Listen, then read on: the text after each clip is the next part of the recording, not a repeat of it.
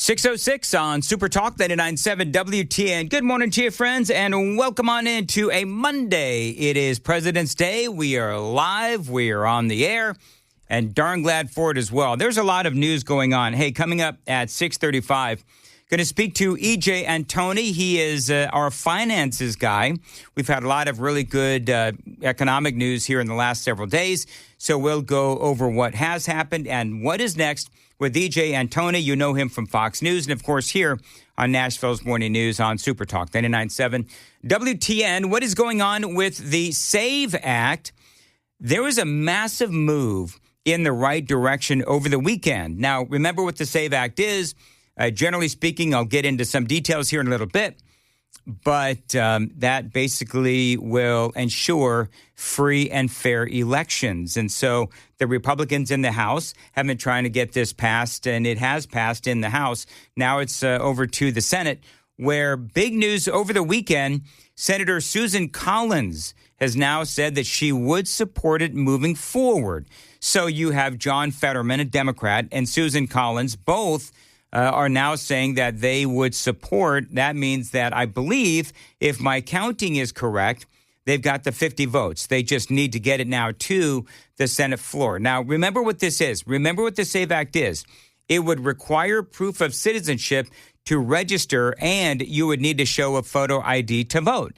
Our own Senator Bill Hagerty was on with Maria Bartiromo over the weekend.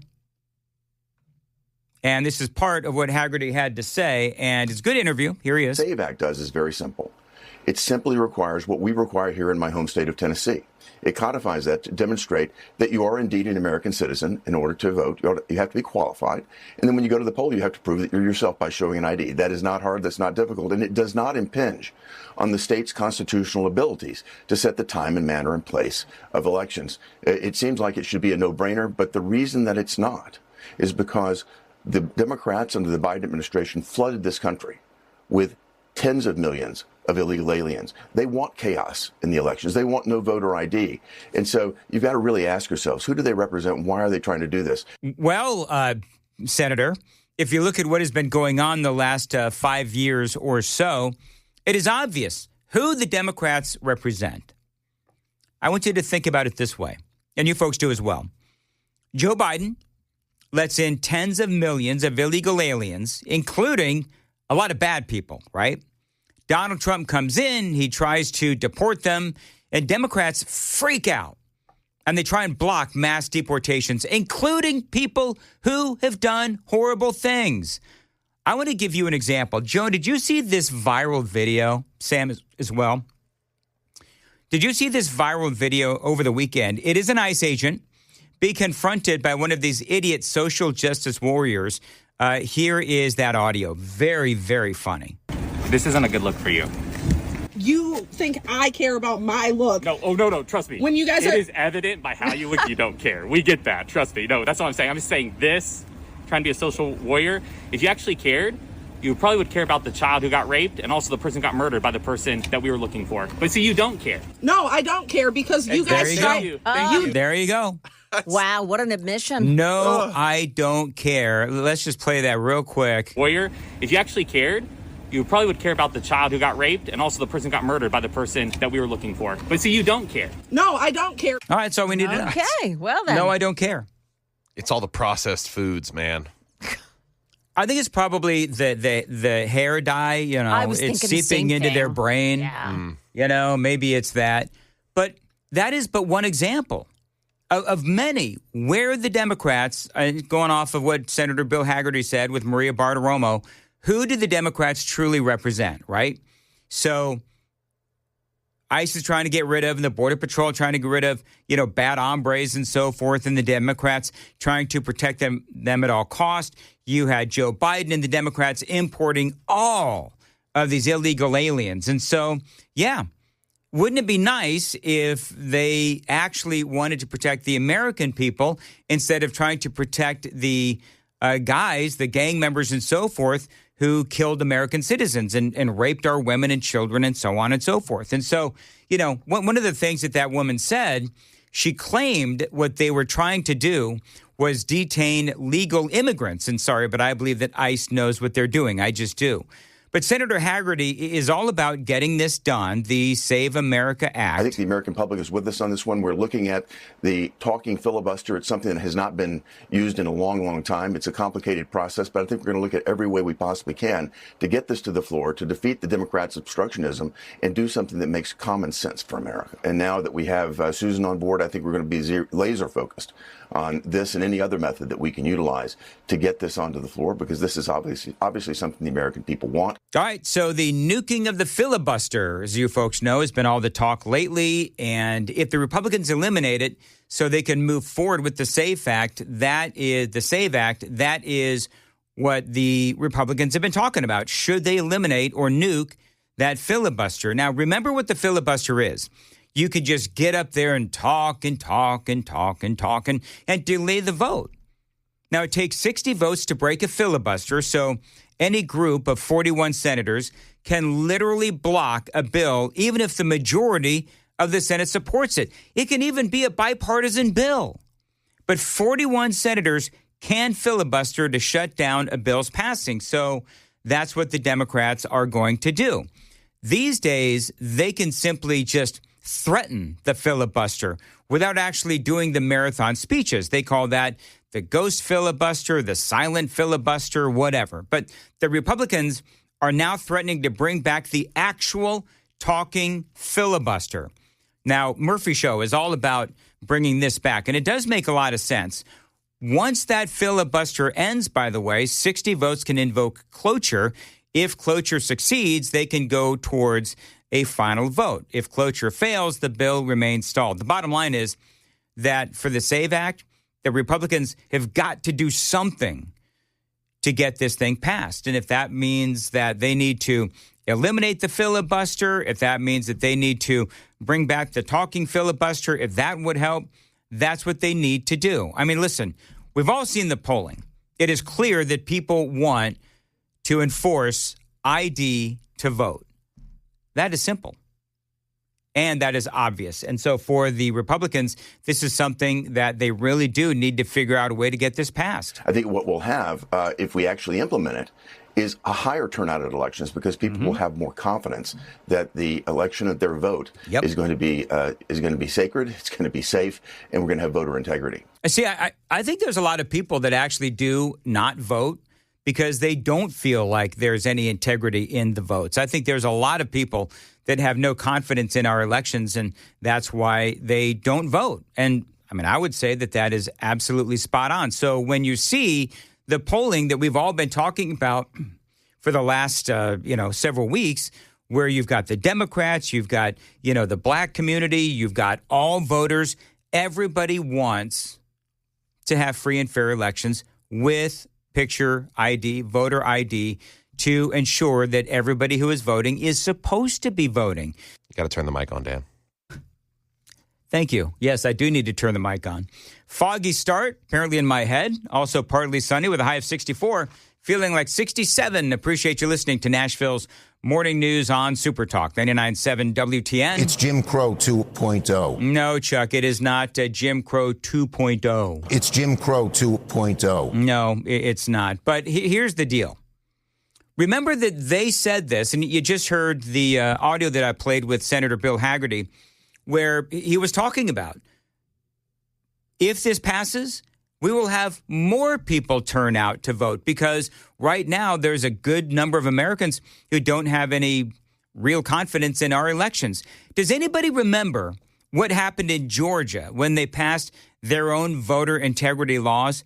Everybody said the black vote would be suppressed. Everybody said, oh, no.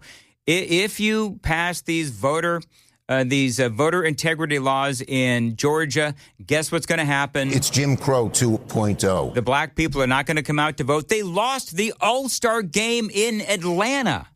Remember that whole thing? Lost millions of dollars. Went to Lily White Denver. That's what happened. Oh, Stacey Abrams out there hooting and hollering. All the rest of the race baiters were out there screaming as well. They had record turnout when they passed the voter integrity laws, the election integrity laws in Georgia. They had record turnout. From the Washington Examiner, The number of votes cast on day one of early voting surged to nearly twice the figures recorded in 2018. That year, Georgia witnessed unprecedented voter turnout across the board. In the 2022 primaries, the state drew a 212 jump in early voting across 2020, the last presidential primary year. Many of the early voters were black, an outcome which the Black Voters Matter Fund celebrated. Election integrity laws matter. They go on to say voter turnout in Georgia reached historic highs on the first day of early voting in this midterm election, and black voters comprised 35% of all of those who turned out to vote. So, yeah, I believe that Senator Bill Hagerty is right. We will see more people coming out to vote. When there is a lot of hijinks and shenanigans going on in our elections, and when people don't have confidence in the elections, and those people are mostly Republicans, that is voter suppression. That is what the Democrats specialize in when they want to bring in all of these, in my opinion, illegal aliens to vote and have enough room where if they need to cheat, they can. I think John and the entire leadership are looking at the best method to get this done. I think we all want it. We all want it to happen. So I won't get ahead of the leader. He's got to navigate the procedural aspects of this in the Senate. But I think it's clear. Certainly Republicans want to see this happen. It's common sense. And I hope we get on it as soon as we possibly can. Well, we'll have to wait and see what happens. As you all know, it passed a second version passed the House of Representatives last week. Now, John Thune, the majority leader there in the Senate, has to get it out of committee and onto the Senate floor. All right, it is 6:20 on Super Talk, 99.7 WTN. Joan, you've got the latest on Nancy Guthrie. Yeah. And I want to make sure that I'm not missing anything. They found, over the weekend, they found a glove with some DNA on it. Right. And so we don't know yet whose DNA it is. But they were able to say that it's not anybody in the Guthrie family or anybody that's close to Nancy Guthrie that they have already tested to match the DNA against. One of the things I thought was interesting, they said that, they floated the possibility, local authorities, I guess, floated the possibility that this was a robbery gone awry. I don't know why they did. Yes, they did. And now that sheriff that we all see, Nando, I think his name is, whatever, he says that it's not. Like, he put that to rest. That is not what they're investigating. Was he the one that said it was a robbery gone bad? Because it was somebody there said it. And I was listening to Fox News on the way in, and they were like, yeah, this sheriff is famous for having to walk stuff back. Yeah. I mean, this sheriff has been unimpressive, to say the least. There was the story that we talked about on Fridays. We continue to cover this, where the local authorities there in Tucson were refusing to share information or ask the FBI to, help in certain aspects of the investigation. So there's been that issue going on as well. But now that they've got some DNA, now what they're going to do, they're going to put it into the big, I guess, DNA database and see if there is some sort of a match. So that's one of the problems with this local sheriff, because he's sending everything to a lab in Florida. Well, they're doing the testing there in Florida. Now that they've come up with a DNA sample, like a DNA match that they can identify, now they're going to send it over to Quantico, in Virginia, the FBI's system, and it'll be checked through CODIS, which could match it to other cases or people who are in their system. Great, except that when you do that, when you have it at a smaller lab, wherever, and you do some DNA testing, you degrade the sample. So now they've got to take it over to Quantico and do the same testing, but on a degraded sample. Unbelievable. Yeah, so it's not helping the case at all. Which can lead to false positive matches because of how degraded aspects of the DNA chain are. And I think at this point, while people obviously are worried about future trials, essentially they just want to find the mom. Yeah. Like right now, they just want to find the mom. I think you played some audio earlier, Joan, of Savannah Guthrie. And she has another, over the weekend, I guess, she has another message. And, she was communicating right with the kidnappers. And basically, I think she said something like, you're not alone, and some of these other things that, clearly what she's trying to do is she's trying to connect with the kidnappers, trying to maybe form some sort of a bond, if you will, or maybe drum up some sympathy from the kidnappers to try to get, Nancy Guthrie back. I don't know if it'll work. I just don't understand. The Guthrie family, and maybe this is what I'm missing. I'm reading all about it, but the Guthrie family has said they're willing to pay. I mean, in so many words. So I don't know what the problem is. I mean, if they're willing to pay and the kidnappers have come out and said to the effect of, I don't think we're being taken seriously. They say they feel like we're not being taken seriously. Well, what more do you want? The Guthrie family is saying we're willing to talk. Yeah. So I don't get it. Also with those gloves, they're saying the New York Post has a story about how there have been so many gloves discarded by the people who are out there doing the investigations. When they get done, they take off their gloves and they just throw them. So now they're finding all these gloves 2 miles away from the house on these roads that are, lead out from the subdivisions. Yeah. That they don't know whose are the investigators' gloves and who are gloves that are suspects, because they all look the same. They're those black gloves. Yeah. Right. So they all look the same, and they're all torn off, from the wrist down, like inside out, like somebody took them off and discarded them quickly to get away, whatever. Yeah. So, they're saying that the investigators are making more a mess than anything. And they've opened up the crime scene way too early. Yeah. I mean, there's just everywhere you go. They've done stuff that's really odd. Yeah, they opened it up too early. They reclosed it. They opened it back up. Then they had to come back, I think. I mean, just everywhere you turn. Yeah. And we talked last week about how these 6, from what I understand, if I'm reading it correctly, there are 6 main detectives. And a lot of them are saying that they don't have the experience to be handling this kind of a high-pressure, public scrutiny investigation. Yep. And by the way, Savannah Guthrie apparently thinking of stepping down from the Today Show. Yeah, she is off the show indefinitely and has no plans to return. Yeah, she feels like one of the things that she has said is, and I feel bad for Savannah Guthrie. One of the things that she has said, she blames herself for this because they did a segment a while ago. It was probably on Mother's Day, where they brought cameras into Nancy Guthrie's home. Meet Nancy Guthrie, Savannah's mom. This is her home, and so forth. And they think that Savannah Guthrie is thinking that maybe that is what gave the kidnappers the idea. So there's a lot going on in this case. We'll continue to cover it. EJ Antoni with Your Money coming up. We are live. It is President's Day. Treasury Secretary Scott Bessent on Maria Bartiromo. The president's plan is working. The Trump economy is delivering for the American people. That we have strong growth, and inflation is, in fact, coming down. For the past 3 months, inflation is 2.1%, close to the Federal Reserve's target, and a measure called Truflation, which is daily observations, now is below 1%. So inflation down, strong growth, stocks at a record high, and the lowest crime rate in over 100 years. Democrats don't want to talk about that. They want to hoot and holler. That is most certainly true. The Democrats like their hootin' and hollering. EJ Antoni is joining us on the Newsmaker Hotline. EJ, always great to have you on. People know you from Fox News, Heritage Foundation as well, and always love having you on. So tell me about this Truflation. I've never heard of Truflation. Let's just start there that the Treasury Secretary was talking about. What is Truflation, and how does that look as far as the overall inflation numbers go?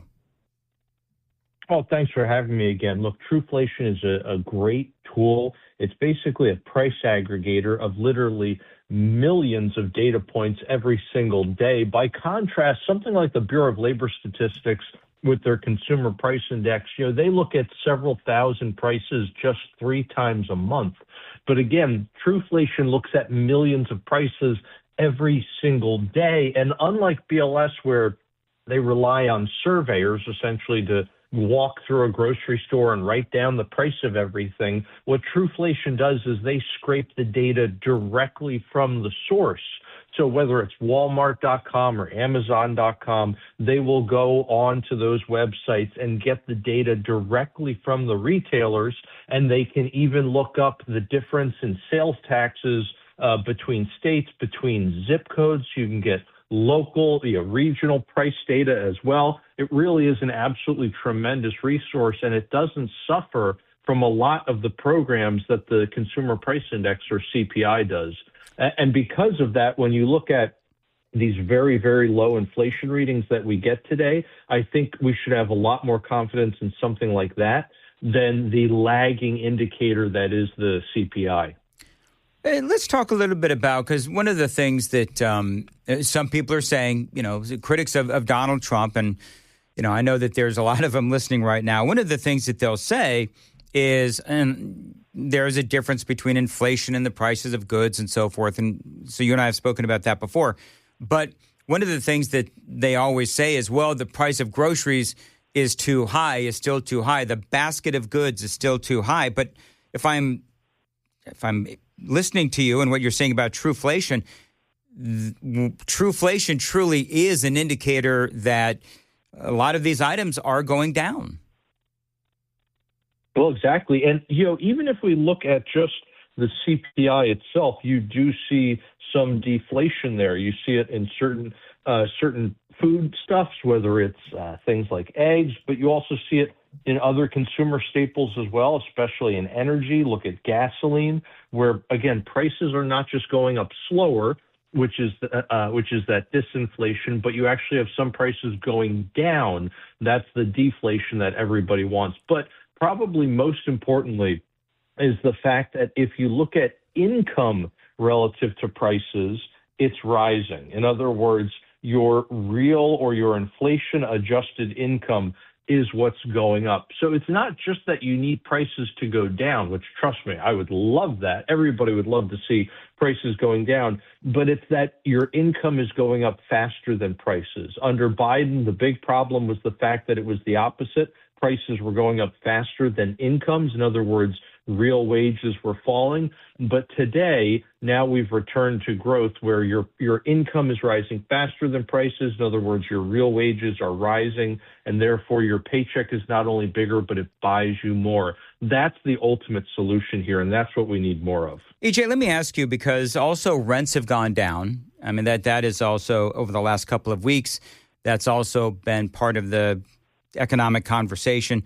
Rents are going down, and some people will say, well, yeah, because there's a lot of illegal aliens that are leaving the country, and that means that there's more room for actual Americans. But, when you look at the overall economic picture of the average American, we do see, and you just mentioned it, and I always talk about real wages. Real wages, they are up, and you're talking about Trueflation, which is going down. We've also added jobs, and that was one of the stories last week. And it just seems like in gas prices continue to be low. And that'll probably go up once it gets closer to summertime. But it does seem like there's a lot of economic indicators that do show that there's a lot of good things happening economically for the American people.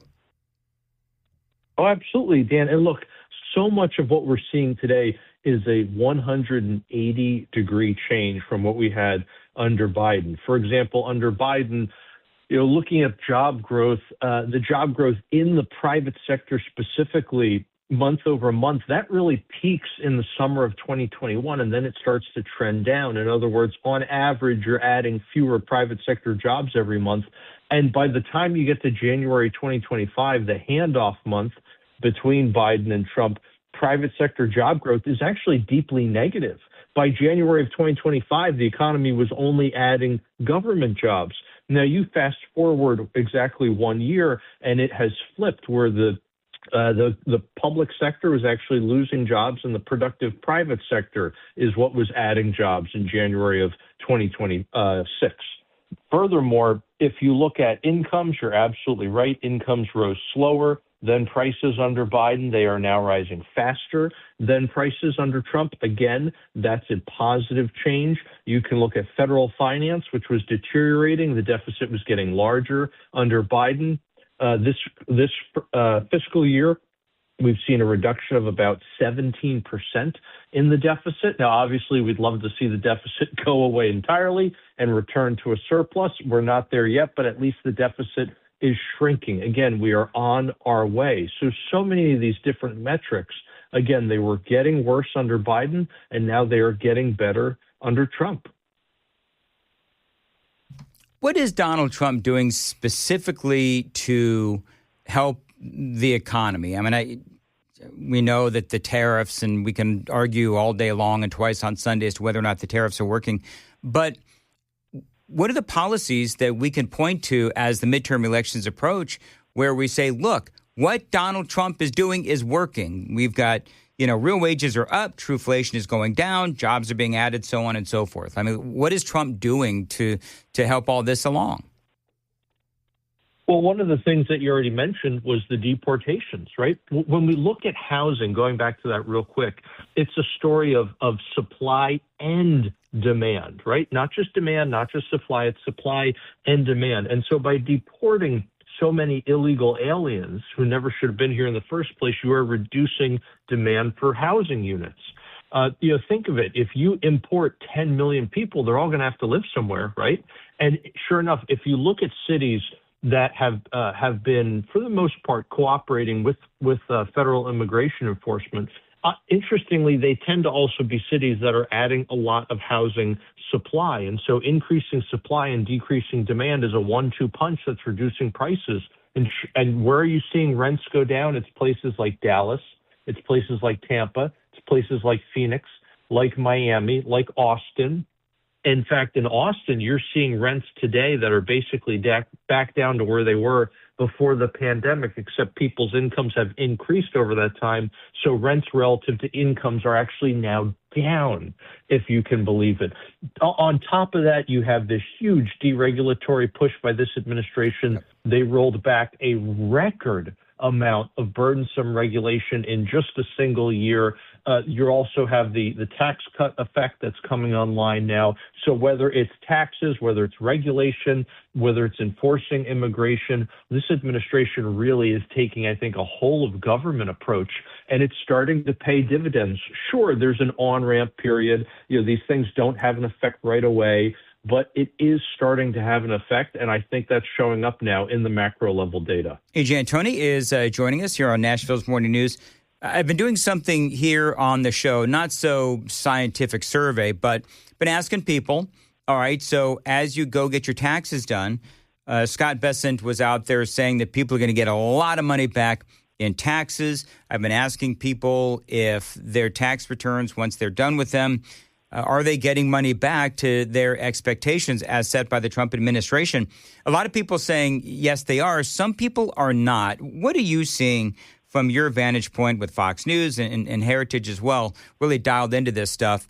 Is there an indicator that the promises made by the Trump administration as far as a lot of money coming back to the American people in tax returns, has that actually been the case? Yeah, so it depends on who you talk to, but overall, we're definitely seeing that increase. Particularly, if I talk to folks that are in the middle class or maybe lower income folks, you're definitely seeing an increase there. If I talk to people who are small business owners, if I talk to people who are just starting a business, that's where I think we tend to see the largest increases in those tax returns. That's where, for example, you see more of the blue collar folks who are relying on tipped income, who are relying on overtime. It's also where you see a lot of people who are making large investments in their own small business, and because of the changes to the tax code, where a lot of those investments or a lot of those types of income are now tax deductible or tax free, that's where you're seeing the biggest returns. But one of the things I really want to encourage people to do is, as they do their taxes, and you should really do it sooner rather than later this year because of the larger refunds, is I would encourage people to adjust their withholdings if that's needed, because there's no reason going forward, now that you have a lower tax liability, there's no reason going forward for you to keep the same level of withholdings. In other words, to keep more and more money withheld from your paycheck, so that you then have to basically give the government a loan for a year and wait until April of 2027 before you're going to get your next tax return. You might as well adjust that withholdings so that you're only withholding as much as you need to and not anything extra going forward. All right, anything we need to worry about before the midterm elections? I feel like from an economic standpoint, we are clearly heading in the right direction. The Democrats have all been about affordability, and it just seems like, and correct me if I'm wrong, we are headed in the right direction. I think there's probably still some work to be done, but do you have any bold predictions heading into November as far as the economy goes? And will it be where we need it to be to maintain control of the House and the Senate? Oh, goodness. Well, I'm a monetary scientist, not a political scientist, so my political predictions are usually never very good. But what I will say is that I think your point on us heading in the right direction now, and there's still being work to be done, I think that's absolutely correct. You know, under Biden, if you look at what the average American could buy with his or her weekly paycheck, it fell about 4%. And that's pretty devastating over 4 years. Even though people were working more hours, for example, making more money, they still went backwards financially. Conversely, though, under Trump, in just 1 year, we've seen the opposite, where what the average American can buy with his or her weekly paycheck, that's gone up about 2%. And so, again, that tells you two things. Number one, we've course corrected. You were heading in the wrong direction. Now you're heading in the right direction. But the other thing it tells you is the second point that you just made, which is that there's still work to be done. People haven't yet made up all the lost ground under Biden. And so I would anticipate probably November is going to look like a referendum, if you will, on how much of that lost ground has actually been made up under the first 2 years or so, really year and a half, under Trump. All right. Always great to speak with you, EJ Antoni, and we'll catch you again sometime down the road. It is 6:53 on Super Talk 99.7 WTN. People chiming in, by the way. One guy says that he got, under Joe Biden, he had to pay $7. Now, under Trump in his first term, he's getting back $1,700.